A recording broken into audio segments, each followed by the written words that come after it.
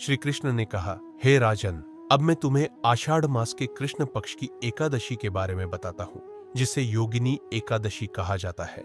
बहुत समय पहले अलकापुरी के राजा कुबेर, जो देवताओं के कोषाध्यक्ष और भगवान शिव के परम भक्त थे, अपने निजी माली हेममाली के साथ रहते थे।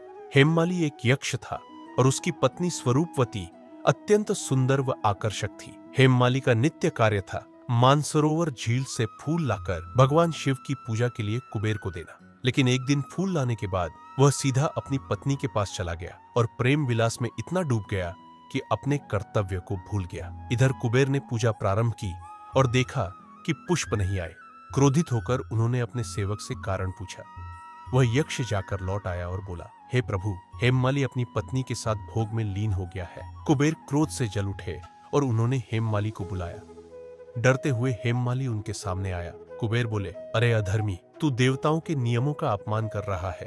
मैं तुझे श्वेत कुष्ठ का श्राप देता हूँ और तेरी पत्नी से भी वियोग कर देता हूँ। अब तू नीच लोकों में जाकर अपने कर्मों का फल भोग। हेममाली तुरंत अलकापुरी से नीचे गिर गया और जंगल में श्वेत कुष्ठ से पीड़ित हो गया। उसे खाने और पीने को कुछ नहीं मिला।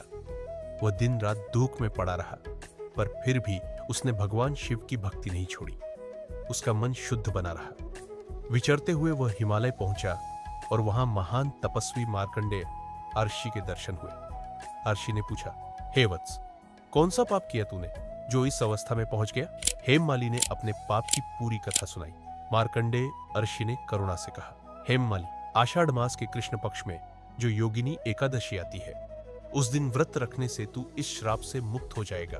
हेममाली ने व्रत रखा और शीघ्र ही उसके शरीर से रोग समाप्त हो गए।